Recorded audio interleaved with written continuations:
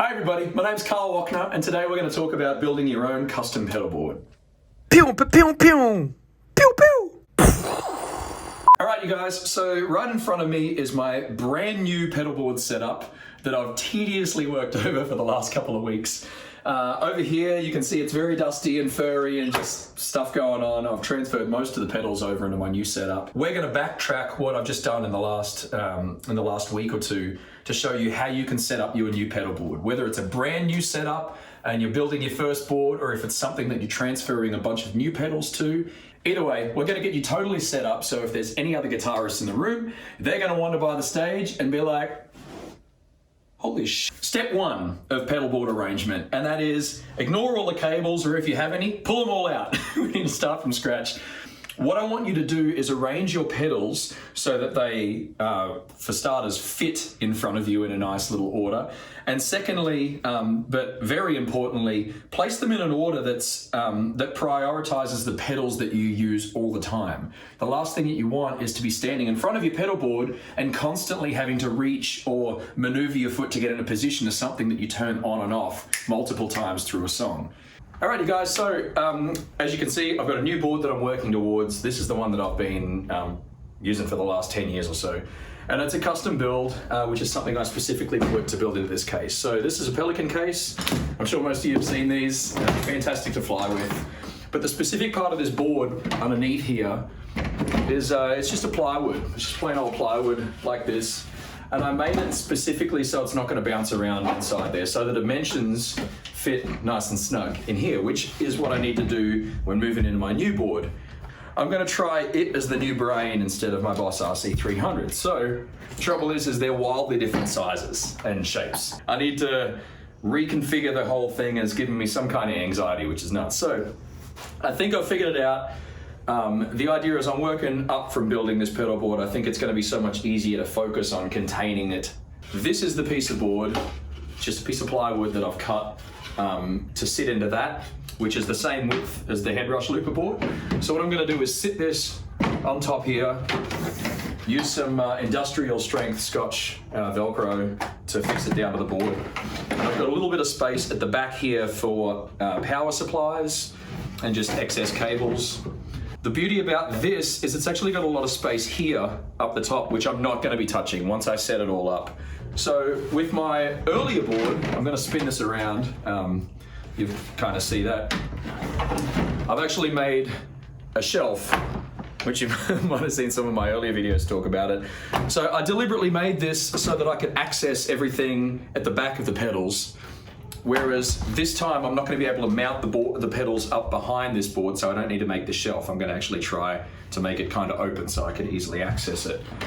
My issue is this HX Effects, I think, is going to have to go on the floor, and then I'm going to be able to reconfigure these pedals, these smaller pedals, to be able to fit up on top of these, because these are just the input and the output controls, which, as I said before, once I set these, it should be a set and forget. And if I need to make any adjustments, I'll be able to remove these pedals to make them. So what I've done for two things, to cut down weight and also to help me make my little shelves, I've got two parts out of underneath this board, which isn't needed at all because it's structurally sound.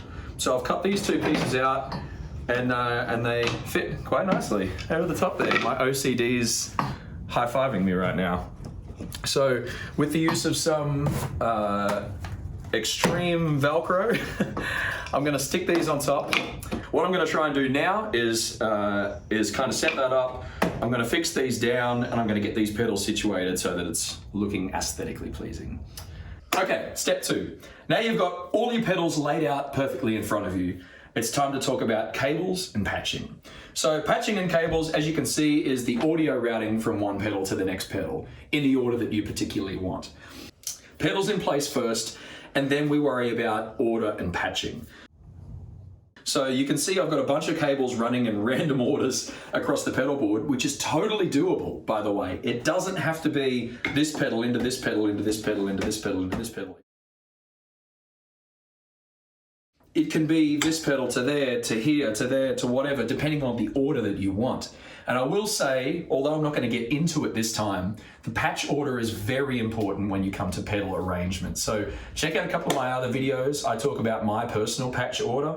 So depending on where you placed all of your pedals on your board, you'll have to run cabling across and underneath and around to get to those pedals in that particular order. Again, totally doable. To do this, I highly recommend, if you can solder, please use a soldering iron. You get the best possible connection with your solder joints on these little cables. But if you can't solder, you can get some very affordable DIY cable solderless kits. But they are very handy to be able to get the cables and the patch cables the right length to go between those pedals. So that's the next step, is to just do a whole lot of cutting and arranging to get those patch cables the right length and going from the right pedal to the right pedal. Step number 2. All right, let's say step 2B coming right up, and that is power all of your pedals. Now, if you've only got a couple of small pedals, most people will use what they call a wall wart, or just a little power supply like this, which will run to one pedal. And then you can get a daisy chain, which has just got a bunch of these on it, and you can run 3 or 4 different pedals. As long as you haven't got a big power draw from your pedals, you'll be totally fine. If you've got a bigger board like what I have, I'm currently using the Strymon Ojai, which is an isolated power supply. So essentially the power comes in, goes to that, and you can run all of your pedals off that one power supply. Very handy. You should totally check them out. All right, step number 3 is output connections. Now, that's pretty much a no-brainer for most pedals. Most of them just have a TS or a TRS output straight from one of these pedals, which will go into your amp or a DI box or something to go into the main PA. If you're a looper, like me, chances are you've got multiple different outputs. On the back of this board, you can kind of see there, I've made up some little cables because this is a TRS out, then I've got some 2 XLR outs over here. So I've actually got 4 outputs up to 6 on this board. So I've made them very accessible so I can just plug in as soon as I get to a stage. I want to just take my pedal out of the case, put it on the floor, plug these couple in, and I'm ready to go. Final step, Velcro them all down and make sure they're not moving around.